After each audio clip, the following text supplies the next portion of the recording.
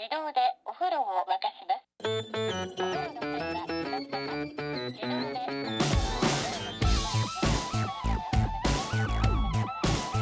Hello and welcome to another episode of No Such Thing as a Fish, a weekly podcast coming to you from the QI offices in Covent Garden. My name is Dan Schreiber. I'm sitting here with Anna Toshinsky, Andrew Hunter-Murray, and James Harkin, and once again we have gathered round the microphones with our 4 favorite facts from the last 7 days, and in no particular order, here we go. Starting with fact number 1, and that is my fact. My fact this week is that the author George Eliot had a massive head. That's very similar to another fact that we've had a few years ago. This is sort of a sequel fact. This is, so for fans of the show, you might have remembered in episode 265, we delivered the jaw-breaking news that George Eliot had a secret... Jaw-slapping news. Jaw-dropping news. Yeah, but not jaw-breaking news. Oh, my facts are really aggressive. The femur-snapping news coming to you. Sorry, what was the news we delivered then? So the jaw-dropping news, no breakage, is that 50 years after she died, for 50 years, was the fact that she had a massive hand, but that was a secret, and the family denied her having it. Anyway, so this was written in a book, which was back in the 1840s. So there was a biography that was put together of George Eliot by a writer called Matilda Blind, or Mathilda Blind. I can't get the exact pronunciation. Could be Blind as well. Could be what? Could be Blind. It's probably Mathilde Blind. Mathilde Blind. Yeah. And so Mathilde Blind wrote a biography of her, and she went round. She's South African. Mathilde Blind. Yeah. She's a Kiwi. Sorry, she wrote an autobiography. It must No, be she very wrote a hard. biography. Okay. Yeah. A biography. And during the research period, she went to the farm where George Eliot used to live, and there was a couple there called the Brays. And it was Mrs. Cara Bray who told everyone that she had this big hand. Mm-hmm. However, when I was reading the book recently, I also discovered that her husband became obsessed with George Eliot because he noticed that she also had a ginormous head. Was she just huge? Was she massive? Was she a giant? She was. No, she wasn't. She wasn't that big. But I think that's why they were astounded by the size of her head. She was taller than average, I think. Yeah. But you're not just dragging out for when you don't have a fact next time. George Eliot had a massive elbow. It's quite possible we will be back in 100 episodes' time with another feature. So Mrs. Bray wrote of her. She said her head was massive, her features powerful and rugged, her mouth large but shapely, the jaw singularly square for a woman, unbreakable at the sound of a powerful fact, I imagine. And so Mr. Bray said, I need to get your head turned into a cast. I need to take you to London, and so we can go and we can do phrenology on it and see how extraordinary. So phrenology is where you look at the shape of someone's head and you can tell their personality. Exactly. That's right. It was very popular back in those days when people started trying to work out how the brain functioned and maybe certain bits of our brain. Well, they couldn't do palm reading on her because it'd be like going through Ella and Church to Tom Perdue. It does. Yeah. It sounds amazing, the report. So her head was measured by a doctor called James Deville, and then it was analysed by George Combe, who was one of the leaders of the phrenological movement in the whole country. So, she would have needed a very big comb. Oh my gosh. And when he first saw the cast of her head, Combe, because he was doing the analysis, he was in the lab. I don't think he had a lab. But anyway, he took the cast for a man's head. That's how huge it was. 22 and a quarter inches. How much bigger are men's heads than women's heads? Well, statistically speaking. Anna, that my head is 5 centimeters bigger than George Eliot's. But that's good. So this is just a bit bigger than George Eliot's head. Yeah. So if anyone sees me in the pub and you're like, oh, that's James from the podcast, imagine my head but 5 centimeters smaller, and that'll be George Eliot's head. It's like she's there.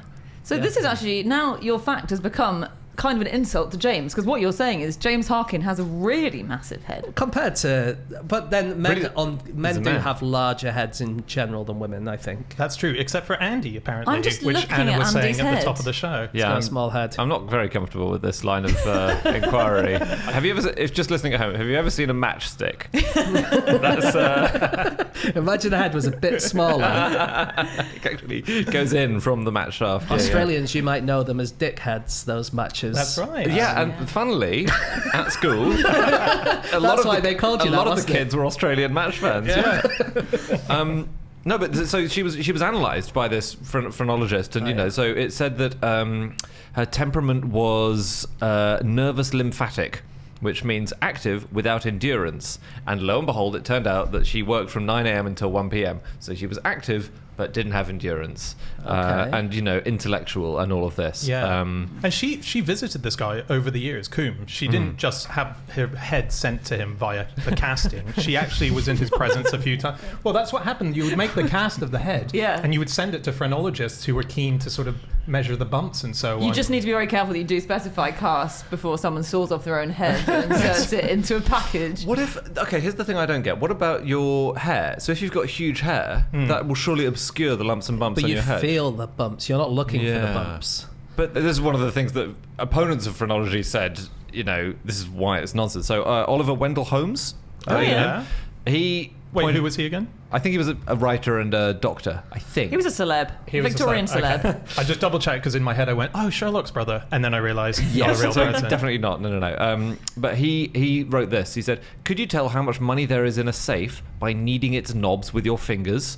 When a man fumbles about my forehead and talks about the organs of individuality, size, etc., I trust him as much as I should if he felt the outside of my strongbox and told me there was a $5 or a $10 bill under this or that particular rivet. Okay. Which is fair. Well, yeah. So even at the time, people did It was a long way of saying this is bullshit. Yeah. Isn't it? Yeah. Why is he keeping such small value bills in a safe box? Jesus, good point. Maybe he's on holiday. Even back then. It's just the 1700s. That's worth a lot. Is it 1800s, isn't it? I think so, yeah. That was his manner. But the idea was that, you could have your eyeballs almost pushed out even. And this, in fact, was the first... the first instance of it. So phrenology was coined, the idea of it was coined by Franz Joseph Gall, and he said that he came up with the idea, or he realised it was the truth, when he noticed that classmates in his class could memorise these massive long bits of text, and the ones that could memorise it had quite bulging eyes. He said they had big salient eyes. And he said this must mean that the organ of verbal memory is sitting right behind your eyes, and if you're really good at remembering stuff, it's pushing them out. So I don't know if your eyes just drop out of your face entirely if you've got a really good memory. But then, he's the father of it, really, wasn't he? Yeah. The thing I liked about it, though, is he wasn't, this Gall character, he wasn't onto the wrong idea, really, because... I agree. I think wait a sec. I think definite. The way it was definitely all bullshit. Yeah, absolutely. But modern day brain understanding is that certain bits of the brain are compartmentalized to certain things, music and so on, and emotions and right thinking, left thinking, and all that. He didn't come up with that idea. So someone else had come up with that idea, and he thought, what if I took that idea and then made the bump thing a thing? Right. I could just see that. If I was around at that time, I definitely would have believed it. It just sounds so. 100%. Obviously. Yeah. I think you would have as well. You would. It's just quite... I think I wouldn't. It's very hard to put yourself in my organ of credulousness is tiny, actually. Phrenology is basically astrology, isn't it? Or it was sort of a version of astrology in that it seemed to tell people things that were vague enough that they could go, that sounds exactly like me. Barnum's statements. It mostly wasn't... The reports you got from a phrenologist were very rarely, you're a wanker. It was always, you've got a nice organ of this and organ of this. And I don't think they often said you've got the organ of the killer. No, but they told everyone else after they left the theatre. But it was used to suggest that other races were lower. It was used in a very racist sense. And people believed it. Yeah, eugenicists. To be honest, it was mostly used to whatever your belief was. Yeah. It was used to kind of strengthen that. So, for instance, there was a woman called Mrs. Hamilton. She was known as. She was from Ayrshire, and she would go around talking about phrenology. But she said that because the bumps on a woman's head were generally the same as the bumps on a man's head, this proved that women had exactly the same intellectual capacity as men's. And she went around saying, this proves feminism. See, I knew it was bullshit, but that is the nail in the coffin of phrenology there, isn't it? What the hell's she on about?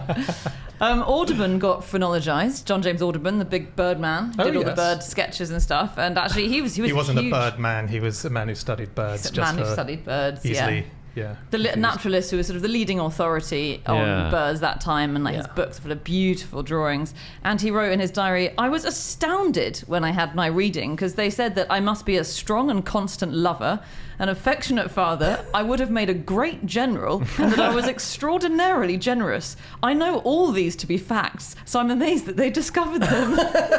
I'm amazed that the person who you're paying to do your phrenology said, apparently it says you're very generous with your tips. You guys remember Aaron Burr? Yeah. Of Burr and Hamilton? Yeah. Of musical fame. Vice President of America. Well, Aaron Burr was cast. His head was cast, but after his death. Ah, okay. Oh, yeah. And they found that he had lots of secretiveness and destructiveness. Did he die in the duel? No. Or was No, that, he lived. He survived the duel and then ran away, I think. He died on his deathbed many years later. He died in his It was such a He mistake. should never have gone there. He didn't die on the When field. you're in John Lewis, don't pick the deathbed. Hi, I'm looking for a deathbed. Yeah. Are you sure?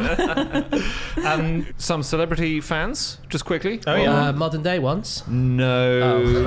When I say Not celebrity, Kim Kardashian or... no. Arthur Conan Doyle. Yeah, of Okay. course. I mean, because he Poor old believed Conan Doyle. absolutely Believes everything. I wish I'd been friends with him. The pranking you could have got done on Arthur Conan Doyle must have been epic. Queen Victoria as well and Prince Albert. They had studies done by Can George I just Coombe. say, Andy, when Yeah. you say some celebrities, thank God you're not booking Celebrity Love Island. Well, I've got us Queen Victoria and Yeah. You'd want Francis to see Gall. it. You'd want to see it. What? Dead? Was there a deathbed involved? Yeah, no, like that. Shit.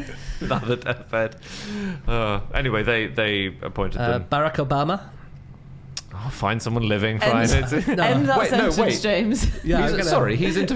No, he no, can't- you No. didn't let me finish my sentence. Oh, sorry. Okay. Barack Obama is the subject of an incredibly weird book called The Phrenology of Barack Obama. It's a self-published book No. by a guy called Benson Magos. And apparently he looked at a mysterious head scar on Obama's head that the mass media refuses to discuss. And according to him, this is evidence that Obama once had a horn. And leads ultimately to the satanic endgame revealed by the demon horn of Moloch. Oh. Okay. So I can't believe The Guardian isn't reporting on this. That's outrageous. It feels like he's missed the boat because he just served 2 terms and then left office in an orderly fashion. Well, it like, takes- what's Moloch's endgame here? Maybe it took a while to find a publisher. Who knows? Wow. I'm definitely buying it, by the way. That sounds awesome. This guy, Coombe, just going back to the casting of true celebrities, he did very famous people. He did Prince Albert's head. So George Eliot was having her head done by the guy who did Prince Albert. He did William Blake as well. Ooh.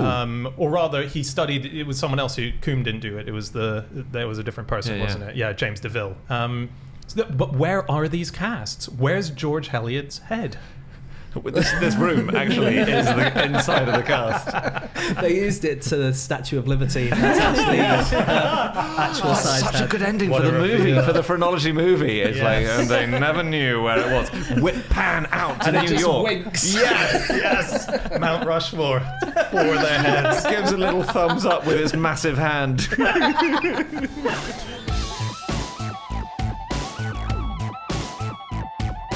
Stop the podcast. Stop the podcast.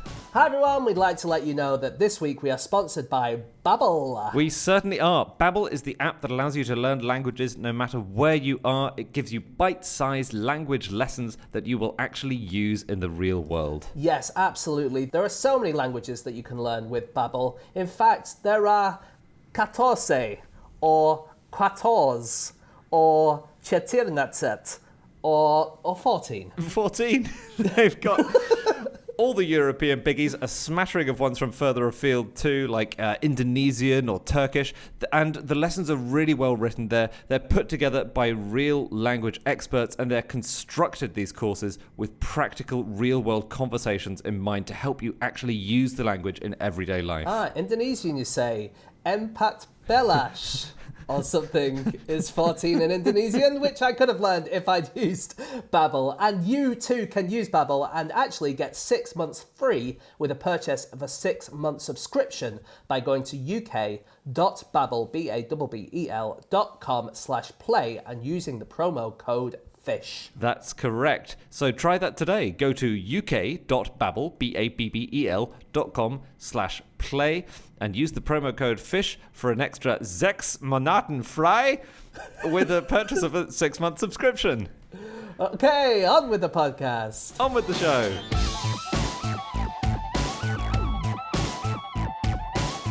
Okay, it is time for fact number 2, and that is Anna. My fact this week is that the chef who cooked for Lord's cricketers on match days for 35 years was once asked to limit their meals to 5 courses, and she refused. So this was a woman called Nancy Doyle, and she was the tea lady at Lord's for 35 years until 1996. I think she retired, and she liked to make them large meals. So obviously in cricket you've got meals codified, and you have to take your lunch break. It's in the rules. It's so amazing that they actually, in the rules of cricket, Yeah. it says, unless the umpires and captains together agree to alter it, lunch shall be taken at the agreed time. It's actually in the rules that you have to have lunch. And the captains of each team decide on what time lunch is happening, how long and for. the umpire, I mean, together. what other sport has a conversation like that when you're about to flick the coin for who bats first or whatever? You know, by the way, what time? When are we having lunch? What are we having? Well, we're having it's a roast today. Oh, okay. So that's How hungry are you guys? So Mrs. Doyle. Mrs. Doyle, her typical menu seemed to be, for lunch you'd have soup, then a starter, then well, you've got to moisten your palate, I suppose. Yep. Then a starter, then roast meat and potatoes, and she also served chips and vegetables. It's quite hard to know. This was just on an example list that I think Mike Brearley gave of what she'd serve up. Yeah. Chips and vegetables, then a dessert, then a cheese board, then you get back onto plate. But of course, in cricket, every 2 hours, because although they decide when you have meals, it's pretty much every 2 hours is the general really? rules, roughly, for when you eat. So 2 hours later, you get back in, and she's made you a huge cake. And there you go. So there was this moment where Mike Brearley said in the 70s... Mike Brearley was the England captain at the time. He said to her, do you know what? I don't know if it's good for the game. The guys can't stand up after lunch. And she replied, so he was like, could we possibly make the meals a bit lighter? And she said, but in an Irish accent, tell you what, Michael, I won't tell you how to feckin' bat, and you don't tell me how to feckin' cook. Okay? Amazing. Wow. Yeah. And that was it. And she was apparently terrifying. Someone called her small yet volcanic. So I think he didn't ask again. She also couldn't cook. I mean, it's no snob on her whatsoever, but she said she'd never read a cookbook. She didn't use weighing scales, and she didn't follow recipes. But that shows having a natural affinity to cooking. Her organ of cooking was absolutely massive. She was taught by nuns, wasn't she? Like, she did get taught, Yeah. She just didn't... I think being able to cook without a recipe is... No, that is the mark of quality. Yeah. I found a bit of a scandal researching this fact. Oh, yeah. Okay. I thought tea in cricket was the most English thing. Right. It's not English. It's Australian. No. It was introduced by Australia. Come on. It was imported. Australia started doing this in about the 1880s, and then a captain called Joe Darling brought it over... Darling? The tea darling in 1899. But even then, it was brought onto the field. So, like, they would bring you a cup of tea where you stood. And there are photos of England players just standing around with waitresses, just bringing them a tea trolley, basically. And it wasn't standard until about 1905 that players went off and had their tea. So it was an Aussie thing. Very cool. I don't know that. Yeah. You were saying about how Nancy can't cook, Andy. She can't cook curries. That is one thing. She can't cook anything anymore because she is dead. Yes, sorry. She couldn't cook curry. Deathbed dead? It was what kind of It was a death? deathbed thing, yeah. Another cause of death, deathbed. No, she couldn't cook curries, I should have said. Because during tests, when England's playing people like India, Pakistan, Sri Lanka, they want to have food which they had at home, and so they want to have curries, and she couldn't cook them, and so she brought her daughter Jeanette in. And Jeanette, who was a nurse, was apparently a brilliant curry maker, so she would come in and make the curries. I love that. Right. Just That's get so professional cooks, guys. No, It's so weird. Professional cook. No, She was a nurse. Get a nurse. Get a nurse who might have left some really ill people to die. I'm just going to leave these deathbeds. They'll be fine.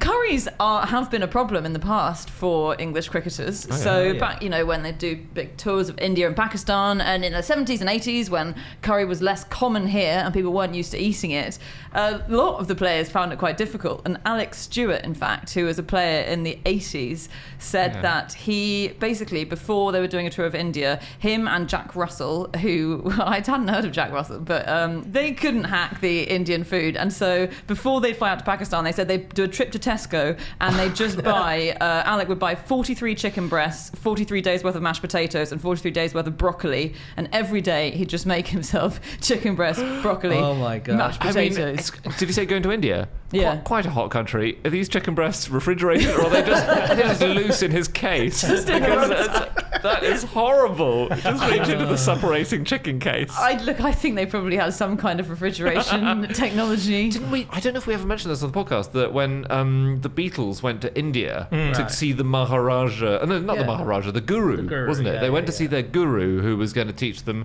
transcendental meditation and how to free their minds and all of this. Yeah. And Ringo Starr took a suitcase of baked beans. Yeah. Did we say that? Yeah. Okay, great. Well, that's because he had digestion problems from childhood when he was hospitalised and nearly died in hospital. Wow. So just getting the facts in. Whereas Alex Stewart was just being a bit of a bore, which in fact Atherton wrote in his autobiography, and I feel like this might cause some tension with your teammate. So Atherton was in Captain Work, played with Stewart, said Alex Stewart has a narrow focus on sport and life. I do wonder, and he said this of his meal choices in India, I do wonder whether he'll look back with regret at some of the missed opportunities that touring life offers. Wow. Right. But you could say the same about me when we go on tour. That's and I'm true. sure you all three do. I don't hear you though, because it's after 9 p.m. and I'm in bed. You do have a lot of courses on your breakfast every morning. Oh my don't God, you? yes, you That's do. true, but I have brought them all from home and I've stored them in a suitcase. I've just brought 350 waffles. I went to a cricket match once, and it was sponsored by Saurine Malt Loaf. Oh, lovely. Yeah. Delicious. And so there was a guy there, and he was handing out free bits of malt loaf to everyone.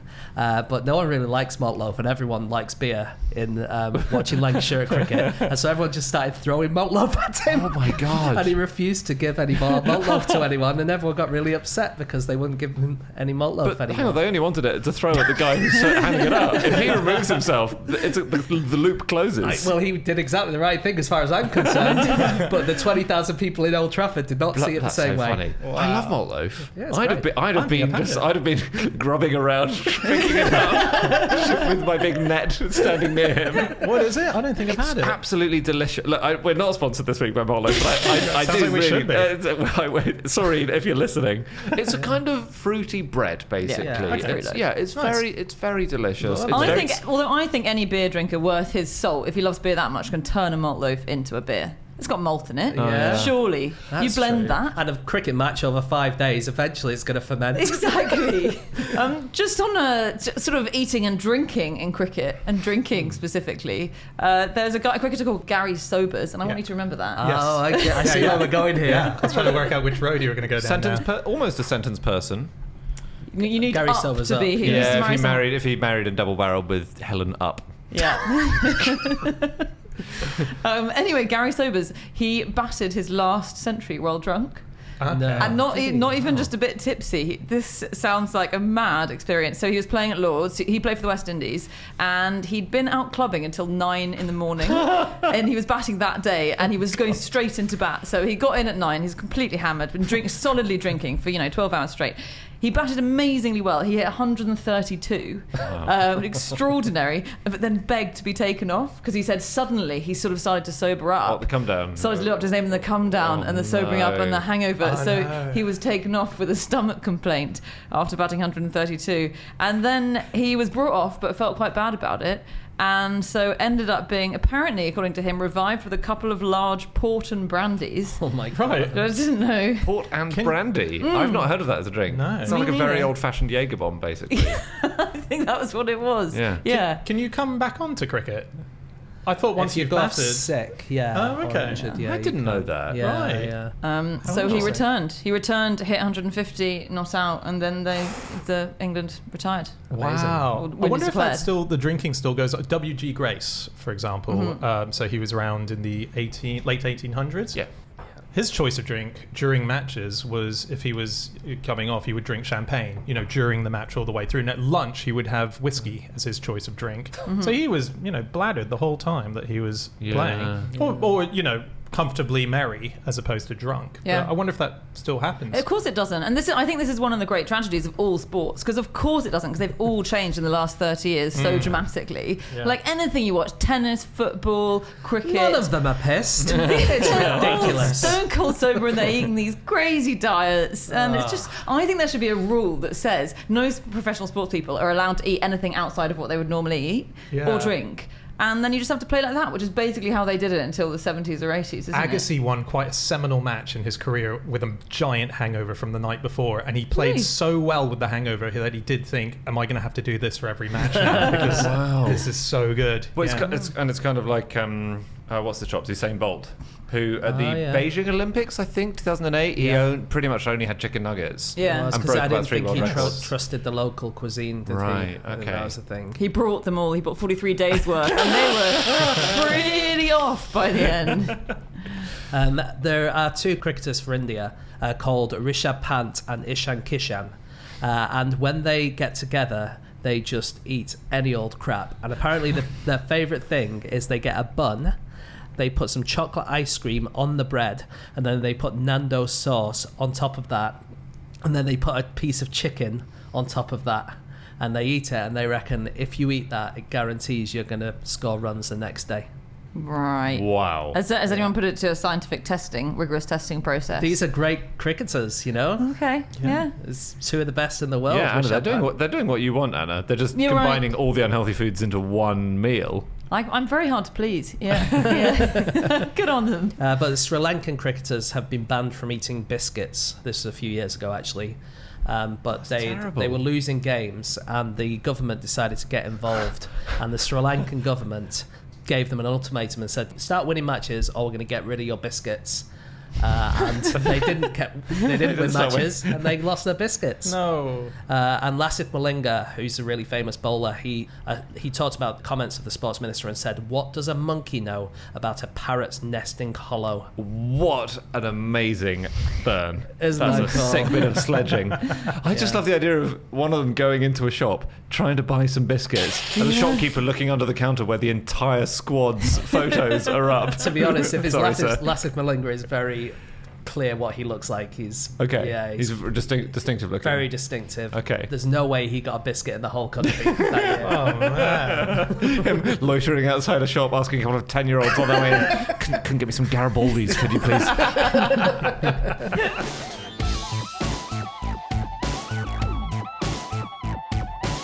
Okay, it is time for fact number 3, and that is Andy. My fact is that Northern Ireland contains the world's only upside-down lighthouse. So was that an architectural cock-up? Or maybe to scare moles away from the... Exactly. Got a massive mole problem, aquatic moles. And no, it is so weird, because genuinely, it's not just a low... It's got a tower, but the tower is above the light. But it's just for anyone who's picturing in their head a lighthouse that's been flipped upside down. It's basically that. unfortunately not at all like that. It is in no way that. I'm sorry, it is exactly Okay, that. Andy, explain exactly what it is, and we'll you. see if it's exactly what Dan thinks it is. It's on an island called Rathlin, which is off the coast of Northern Ireland. Okay. And the lighthouse was built into the cliff face at the island's edge. Yeah. Right. And they wanted a lighthouse because they wanted to warn shipping about, the island and its presence. But the problem is the island is often covered in fog. Right. It's covered in fog. So if you were to have the lighthouse installed on the cliffs, at the bottom of the cliffs, and the light up at the top of the cliffs, the light would be lost in the fog. So they built the tower, which is where all the supplies are kept and the stores and the spare lenses for the light bulb and all of this stuff. But the actual light itself is at the bottom of the cliffs, and that's the thing that means it can be seen So more. it's like they've sliced the top off a lighthouse and then put it down in front of the rest of the lighthouse. Exactly. Or have they put it all in reverse order? No. Like, have they? You have to climb down the stairs upside down to get there. Yeah. Yeah, so it's sort of it's sitting in front of the tower. It's not directly underneath the And tower. also It's it's a not lighthouse, the- and the bulb is at the bottom, not at the top. It's an upside down lighthouse. So it's not like in the daytime it makes a dark area. That's an inside-out lighthouse. isn't it? okay. Sorry, Yeah. I always get it mixed up. And it's just a very cool thing. And it had it was built in about 1912, I think. So it's 110 years old now. And also, I read this about Rathlin Island. I don't know if it's true. That it's the island where Robert the Bruce went after a battle, and it's where he saw the useless spider. That is true. Well, the fact that whether that happened or not, it's definitely said to have happened on Rathlin. Yeah. Said to have happened in a cave underneath the lighthouse. But not that lighthouse. The other lighthouse. There's an east lighthouse and a west lighthouse, and the Robert the Bruce one is the other one. Okay. So the story is, isn't it? Yeah, that, Scottish. He was in a Scottish guy. Warrior. He's gone away from where the battles are. He's sat down. He's worried. There's a spider there. The spider keeps trying to make a web, keeps trying to jump over, keeps failing, and eventually he makes it. And he thinks, if at first you don't succeed, try again. And he goes back and gets dashed on the rocks because of this useless lighthouse. Light at the bottom. They also have fog bells sometimes, lighthouses, because it is a problem a lot that you can't see a lighthouse if it's obscured by fog. And it sounds like they haven't really cracked it. So they have bells, which as a lighthouse keeper, I suppose you had to in the olden days before everything was automated, you had to just ring them kind of constantly. So I think you'd ring them about 2 rings every 15 seconds in fog to let ships know that you were there. Right. And it only travelled about 100 metres. So I think the light from lighthouses can travel many, many kilometres, can't it? 7, 8, 9, more than that kilometres. But it couldn't travel that far. You could wind them up, the bells. So you'd wind them up really, really, really far, and then it could, as it unwound like a clock, it could do 10,000 strikes. Wow. That's not bad. Oh, cool. Yeah, the Rathlin Island fog signal can be heard 20 miles away. Oh, so they've got an audio signal as well. Yeah, they have a fog signal too. Yeah. Oh, wow. It's pretty cool. They're very cool places, lighthouses. Mm-hmm. You know the beautiful lighthouse lens that you see, which looks almost like a chandelier. It's got loads of cut faces and sides and edges, Right. and it's incredibly complicated. And it looks, it's not just a big lamp. That is the creation of a guy called Augustin Jean Fresnel, who was, by the way, the one who realised that light is a transverse wave. Mm-hmm. Big deal guy. Or is it though? Oh. So that's just a whole I don't separate think we got debate. time to get into that. Yeah, you're right. But basically, the lenses would have been incredibly heavy if you just made a single lens. So he created this clever lens, which can be much thinner, but it has dozens of prisms, and they all focus the light. So you do get a beam using much less glass. But the really cool thing about those heavy, great lenses at the top is they were created to float. And they on mercury. Yes. And they float in this mercury bath. And it's so cool because mercury is so dense, it's 14 times denser than water. And if you drop a lump of solid steel into mercury, it will float and float really high up in it. Right. And so the whole lighthouse top was just floating on this Seems quite groove. dangerous. So dangerous. Yeah. Don't call it a bath. If you're in that house with kids, they'll try and bath in that at some point. What do you think the US Coast Guard's only lighthouse keeper has in common with the English female cricketer who has the highest ever score in a test match? Long arms.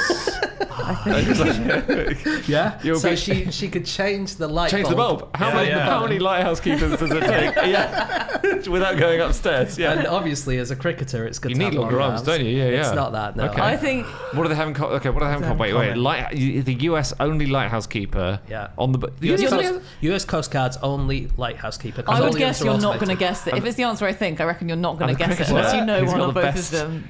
So this could be record. one of those long games like the other day. What was it the other day we had? Stained glass. Which Like the artist? bloody stained glass artist game again. This is going to last us way longer than that, by the way. She doesn't live in a lighthouse. She does live in a lighthouse. red and She lives white. in a lighthouse. But Well, actually, we don't know that, do we? Do you know where she lives? hang on. I Okay. do know this. Cricketers Yeah. wear white, don't they? Oh, yeah. And Yeah. the ball is red. Yeah. Now, what are the typical colours of a lighthouse?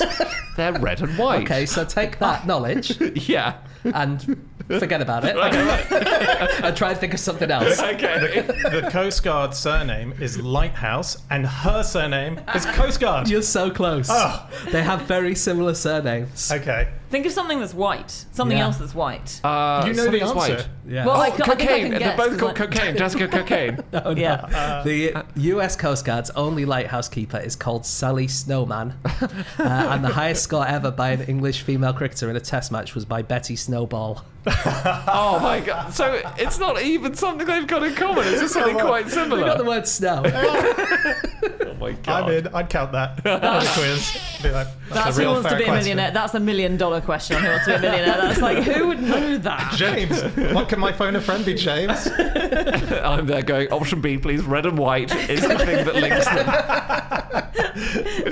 She's actually had to retire, Sally Snowman. Has she? Yeah, last year, I think. Which one's she? The The Coast Guard? lighthouse keeper. Right. Yeah. No yeah. more walking in the air for her.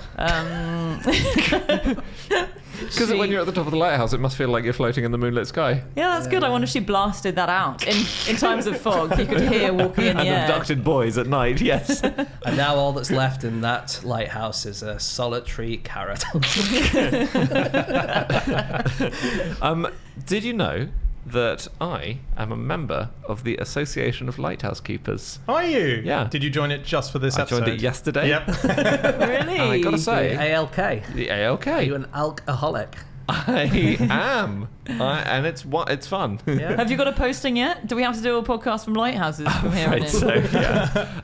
But you don't have to be a lighthouse keeper to join. That's the wonderful thing. Evidently, if you've joined, unless you've also got a job as a lighthouse keeper just to join. Got some news, guys. No, but it's really good. Just to say, quick shout out to them. It's very reasonable price for a year's membership, Yeah. and I think you might get a sticker for your car. Anything else you get for it? You get their quarterly journal, Lamp. Yeah. Right. And I've read a bit of it. I've read a sample online. It's really good. Is it? Yeah. What do they like? Is it largely just the latest in lighthouse news? Shining or? a light on lighthouse news. Yeah, exactly. Yeah, they don't do exposés or anything No. like that. But it's just lots of news from the lighthouse community, and You've anyway, been quite cagey about how much it was, but what is a reasonable price to pay Also, to be a can I member? ask, what is the sticker? Is it like my other car is a lifeboat? my other headlamp is a Fresnel lens. How much was it? Well, I don't want to seem flash, but it was £18 for a year. 18 quid Yeah. for one joke that we might cut out. They almost certainly will get it. I know. I'm worried that this is going to take over your life gradually, and when you quit the podcast in 5 years, this is the moment we should have known. Wow, you think I'm To going to move last to a 5 more lighthouse. years on the show? I'm incredibly flattered.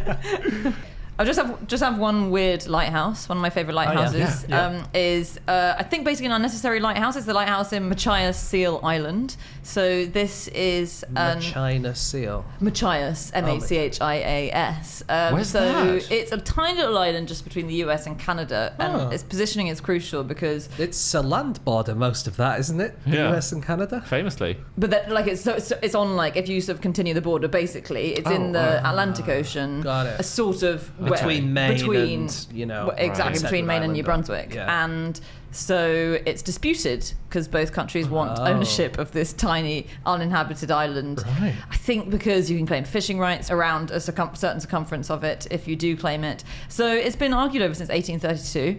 And Canada, to stake its own claim for the last 25 years, has just kept a lighthouse keeper in a lighthouse on there to stamp its identity on the island. And it's this guy called Ralph Eldridge. Same guy? It's been the same guy for 25 years. Yeah. It's actually two guys and they alternate 1 month on 1 month off. But they're fun guys. I read an interview with Ralph a couple of years ago where the interviewer said, because it's just him, the interviewer said, "Are you a lonely person, Ralph?"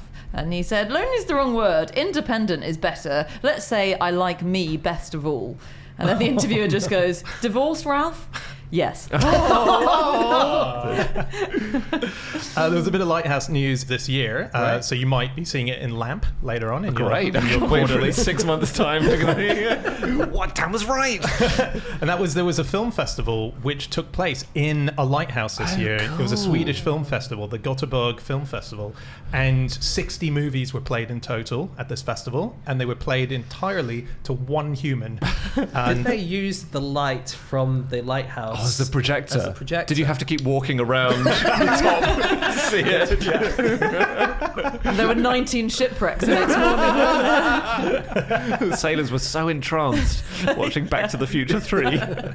That's so cool. So, Yeah. was it a particular kind of film? As in, was there a There genre? was, There was I that mean, film recently with Robert Pattinson, wasn't Yes, there? Where and it's The like- Lighthouse. Dafoe, and they Lighthouse. played two lighthouse keepers who were going mad. Yeah. No, it's a collection of independent film making. Yeah, so every kind of genre. It sounds like a horror film festival. You know, we're going to trap you in the lighthouse and show you 60 films. Well, no, it was a COVID thing that happened, and so they couldn't put the festival on as they wanted to. Yeah. And actually, sorry, I slightly got it wrong. So it might have already been in a issue of Lamp. Okay. This was 2021, so you might have missed out on the story just. I'm sure you can get back issues. Yeah. So well, the idea was they were going to have to go online and just stream it online for the entire. Well, that's literally the opposite of playing it to one person. That's playing it to everyone with internet access. Yeah, but for one thing they wanted to do was make it special, and so they did a competition. 12,000 people applied for it, and this one person, Lisa Enthroth, won it. And so she got sent by boat to this island. They took away all of her electronics. She had just a little iPad. It does sound like a horror film. It does sound like a horror film. There was one person on the island who was checking on her once a day just to make sure that she was okay. The murderer, as he's otherwise known, yes. And she was there for a week watching these 60 films. So she had to watch about 9 films a day, which is presumably about 18 hours. She's underslept. She hasn't got anything better to do. No, it's true. Yeah. Did she have to watch them? Did she get She has to watch tested on them afterwards? The creepy caretaker of the island will do a little film quiz after every single one. And who played the butler? What does the cricketer Betty Snowball have in common?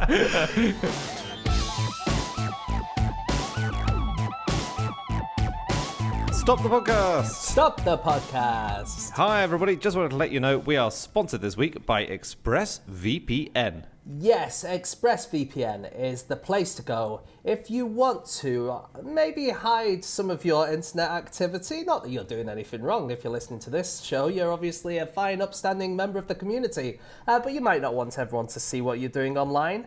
It also is a thing which, when you're abroad, it lets you get lots of streaming services that you wouldn't otherwise be able to do. So I've been listening to England winning the cricket in Montenegro, for instance. And if that isn't a good enough reason to try ExpressVPN, then what is? That's right, they're basically VPNs are virtual private networks. They're essentially a first line of online security, and it's a way to do all these things that James mentioned. You can do shopping from a distance, you can avoid ISP tracking, internet service provider tracking, and you can use public Wi-Fi with a bit more safety and confidence. Absolutely. And if you would like to get 3 extra months free when you sign up to ExpressVPN, you must go to expressvpn.com/fish. That's expressvpn.com/fish to learn more. Exactly. So just go to expressvpn.com/fish, and if you get a year's subscription, you'll get 3 extra months for free. Anyway, let's talk about this cricket match, Andy. It was amazing. Joe Root, honestly.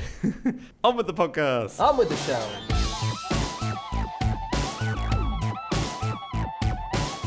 Okay, it's time for our final fact of the show, and that is James. Okay, my fact this week is that in 2007, a Japanese arm wrestling arcade machine was recalled when it broke 3 players' arms. Amazing. See, I am amazed it wasn't recalled after breaking one player's arm. Yeah? No, they thought, let's let it break a few more people's arms first. No, I think all the breaks happened in a short enough time that they couldn't recall it before. What an afternoon at the arcade that must have been. You know, ringing the third ambulance. Yeah, amazingly, actually, we are going to contact the manufacturers now, possibly yes. 3 kids who were holding it at the same time, trying to beat the big boss. Oh, that's a good idea. Well, 3 snaps. They were all in the same trench coat, standing on each other's shoulders. I'm afraid you've lost the arm, but we have replaced it with one of these claw grabbers. With which you won't be able to grab anything at all. Just try and have your breakfast every morning. You grab the spoon and then just drop it before it gets to your mouth. No, so this is a company called Atlas, and the game was called Armed Spirit. And what they said, this was in an article from the BBC, is that probably the players got a bit overexcited and maybe they twisted their arms in a slightly weird way, because the game was like a fake arm. And then you would grab hold of the fake arm and you would play an arm wrestling game against it. And there were like 10 levels, and it went from the easiest level, which was a French maid. Okay. Famously weak. There's a lot of lugging to do when you're a French maid. Some of those dusters are extremely heavy with all the feathers. Look at George Eliot. That's where she got her hand from. Milking all them cows. French maid is not the same as like a cow maid. Milkmaid. Oh, is it not? No. French milkmaids don't wear the little lacy outfits. They're quite different. If you go to Ann Summers and ask for a milkmaid outfit, do you mean French maid? No. That makes sense. I want something I with can milk a others. cow in. Yeah. After the French maid, you might fight against a drunken martial arts master, a Chihuahua dog, and the final is against a professional arm wrestler. And it gets harder and harder each time. So in the end, That's not the order I would put that in. You're saying a Chihuahua dog is better at arm wrestling than a drunken martial arts master. doesn't seem that way, does it? How drunken. Yeah. Yeah, see, if he's unconscious, then possibly. I can see though how an arm breakage might happen based on a video that I watched. On YouTube, there's lots of videos where you can see people playing, not this game, not Arm Spirit, but there's another game called Over the Top, and very similar. I think it's exactly the same game, basically. I think that's also, sorry, just for legal reasons, probably not exactly the same. Yes, probably. There's no Chihuahua, for example, in Over the Top. And so you've got the big, bulky hand there. And I watched a video of a super strong guy take on the final boss, and he was holding it. And my God, he was like really going for it. Right. And someone leans over next to him and says, when I tried to beat the big boss, I totally cheated. I leant in, I got my arms underneath it. I went. So I can imagine by manipulation of your body in weird ways to try and beat it, a snap might occur when you buckle. No, I can see that. Yeah. Isn't over the top as a move, isn't it? In arm wrestling. It's where you kind of twist your wrist a little bit. I thought it was where you put your fingers over the top of their hand. But they're probably meant to be anyway. If they're holding your whole hand in their hand, you're not going to do very well. You got that wrong, Okay. Yeah. But can I just check there with... are moves. There are proper moves in arm wrestling. There are sort of, I think, a couple of dozen different techniques. In, if you're watching with an expert of the game, they'll say, he's trying the French defense now, or whatever. But he's wearing a French maid outfit. What were you going to say, Anna? I was just going to establish that it was the kid's fault. That seems to be where we're landing on this. The company said they were playing it in a weird way. Who do we think is likelier to sue? I think is the question we need to answer. I think there was no, as far as I couldn't see any later news stories that explained whether anyone had sued anyone. Or I feel like some parents got some real large quantities of cash behind the scenes for that. I don't know what happened on that. But I wouldn't like to comment. But arm breakage does happen in arm wrestling. Yeah. Relatively regularly.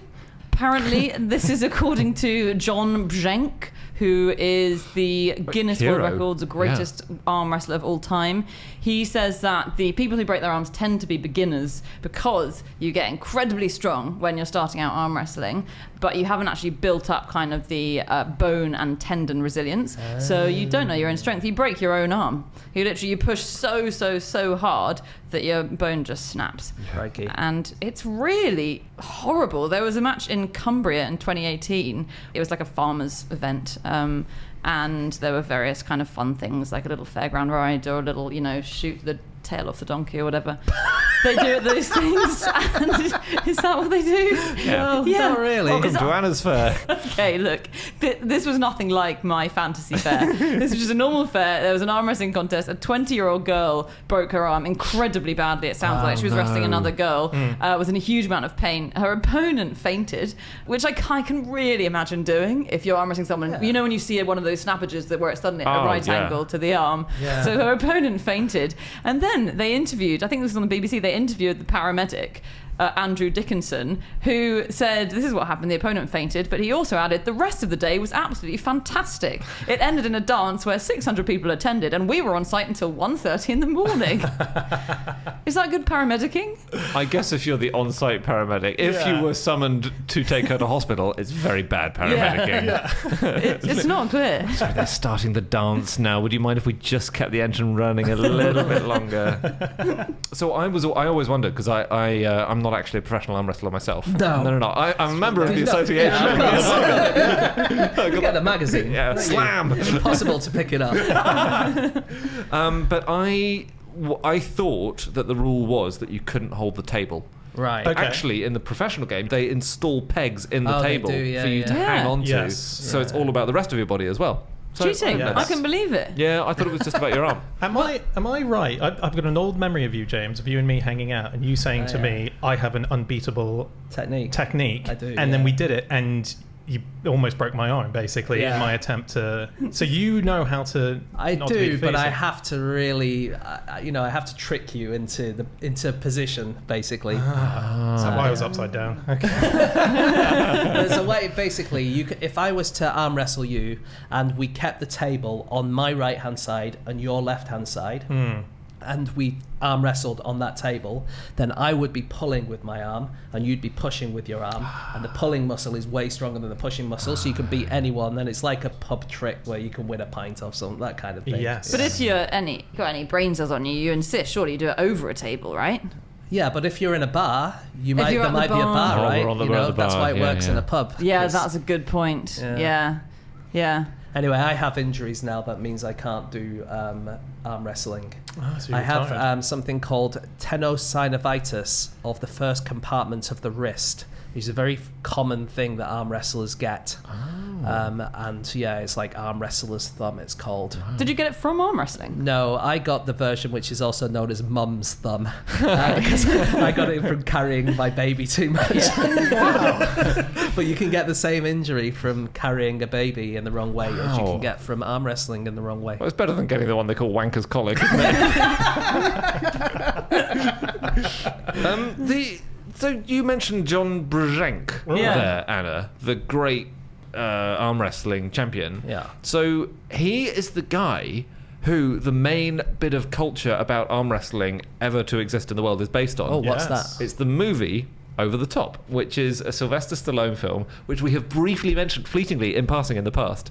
Basically, he plays a character called Lincoln Hawk, whose character's name changes about twice as the film continues. Like it's that level of attention to detail. He has to arm wrestle his way to winning a big prize and to a relationship with his son. But it's based on John Brzenk, and this is the really nice thing. John Brzenk worked for decades as a mechanic at Delta Airlines so that he could arm wrestle, because he wanted to travel. His main expenditure was plane tickets to arm wrestling competitions, whereas if he worked as a mechanic at Delta Airlines, free transport. Free travel. So Nice. does that Right. also mean that if you're in, let's say, the World Championships in Reykjavik or something, and you Yeah. want to go home, but there's a problem with the plane, and he's in the middle of an arm wrestling championship, you have to wait? Everyone has to wait. That's true. But or if he he's sees a competitor heading towards the championship, he can mess up a piece on the plane. Oh, that's cool. What? Not saying so it'll crash, just so it doesn't take off. yeah, just throw something small into the engine, you know. Anyway, but God, you wouldn't want to share an arm rest with him, would you? It'd be a nightmare. Depends which side. Depends which side. But I think his both arms are probably strong. I was Yes, really, yes. I was looking at pictures of all arm wrestlers, desperately hoping to find like one puny, flaccid little stringy arm and one There huge is a one. difference, though. There is a difference in size, and it's roughly the difference between George Eliot's head and James Harkin's head. That's the Yeah, that's 5 the, centimeters. Yeah, it's about right. that. That's interesting. Because you get mean, it's- some of them are experts with just the right hand, and some of them are experts with just the left hand. And I Yeah. think the women's champion last year won both right You're hand and left kidding. hand. Wow. Yeah, Are there- I've forgotten her name, but So are there people who just never play each other? yeah, of course. Yeah. Because if you're right-handed and there's a champion who's left-handed, how are you ever going to meet them? Yeah. You can't both sit on the same side of the table. Wow. there's no- What if you're good though at backhand arm wrestling as such? What do you mean? So Pulling. if I went that way, Well, like I told you, it's really hard to pull things that in that direction compared to pushing with your other muscles. Hang on, so True, you're but it would saying, make Dan, sense you're of saying Andy's- that we're sitting next to each other and I'm pushing this way and you're pushing this way. I don't think we've doesn't invented a happen. new sport. No, hang on, I think we might have arm pulling. Isn't that you have exactly the same position as arm wrestling, but you have to pull, You have to sit next to each other. or you just have to pull. You Yeah. have to pull, so you slam your own arm down. I think we've invented a sport that's even less exciting to watch than arm wrestling. But are you saying they have the right-handed championships and they say, and now we're going to have the left-handed Yeah. championship? yeah, it's different categories. It's like different Yeah. weights in boxing, but you've just got different arms. Is there any other sport that does that with Yeah, right in and boxing, you can only punch with your right hand, and then some people are really good at only punching with their left hand. left? I don't believe No, you. that's it's because I'm not telling the truth. Can I just quickly mention with Over the Top, this movie, Oh, yeah. and with John Brzenk, basically when Over the Top was going into production, they did a thing for part of the promotion where they actually set up this massive arm wrestling championship that was called Over the Top. Once the movie was greenlit, so they went, let's actually do this, and so they did it as this. Both it was a sort of national thing in America, but then they had international qualifying rounds that would happen in places like Japan, and they had a final in Las Vegas. And the final, when all of these competitors from all around the country came together, that was the footage that makes it into the final of the okay. film. And so you see real arm wrestlers who Yeah. were part of this big Well, tournament. you would have to have real arm wrestlers, otherwise you have normal actors with presumably like fake arms. Well, the problem was is that they wanted to use real arm wrestlers to fight or to do the arm wrestle with Stallone in the final of the movie, but they were all too big. It was unrealistic. No, so they I thought they weren't big enough because it's more about technique. They've got more normal arm lookings than the huge weightlifting muscles. Some of them have got massive arms. I don't know. Cleve Dean, who was the main arm wrestler at the time, was ginormous, and they said this is so impractical that you would win this. Like, for instance, Garth All Arms Carlson. Well, he does sound like he's got big arms. Or tiny, the rest of him. It's such a weird name, isn't it? All arms. It does imply he's got sort of 9 arms. Yeah. Terry Big Man Barton is another one. They're all big men. I've seen videos. They're very WD-40 nicknames, aren't they? They're not. No one's called the Smokescreen or the Diplomat. The best one I could find was Vern, the one-armed bandit, Martel. And I don't know why you're laughing, because he lost his arm in a motorcycle accident. Did he? Yeah, one of them. As in he was actually one arm? Yeah, oh my one-armed goodness. bandit did have one arm. Oh my God. But yeah, he started going back into tournaments again after his accident. Right. And did he lose his good arm? No, he lost his less good arm. That's incredible, though, because you can't hold on to the peg, so he couldn't use the... So he became the best in the world in the non-able-bodied class, but he also came 4th in the regular able-bodied class once. Which is pretty amazing. Yeah. Some arcade game stuff. Yeah. You know those penny pushers? Where you put like 2p in and I love there's those. like some shells. I've spent more money than I'm comfortable with on those. I love them. Me too. Well, they're invented by a company called Compton's in 1964, and they were so sure that it was just going to be a 1-year thing that they didn't even put a patent on it. They thought this will just be fun for 1 year, everyone will forget about it, so we're not going to do that. And then that's why you get them in all of the arcades now, because they weren't patented. But why do they steal my money so effectively? Well, it's really interesting that. So there's a hole where all the money goes down. So it seems that when you put 2p in, it's bound to come out, right? Eventually it'll come out. So every 2p that goes in should equal 1 2p out. Yeah. Now the way to make money is for some of those 2p's to fall into the machine. But surely you'd notice. Yeah. You used to be able to notice. There used to be a big hole in the middle, and you see the 2p's go down, and that would be where, obviously they made the money. But now they hide the holes. So there are holes on the side that the 2p's go into, and so not all of the 2p's that go in come out, and that's how they make the money. That's a swizz. It's an absolute swizz. That genuinely is something that's been blown wide open. I can't believe that. So do they have to muffle the noise of the 2p sliding down the holes? Oh, they must do, I guess. Because that's a noisy thing when you put your 2p at the top. Yeah. I sometimes, will resort to just banging in a fiver, just thinking that'll help. Putting a fiver into the slot. I have to pipe it down with a long pipe cleaner thing, and then I think that'll get me a few 2p's.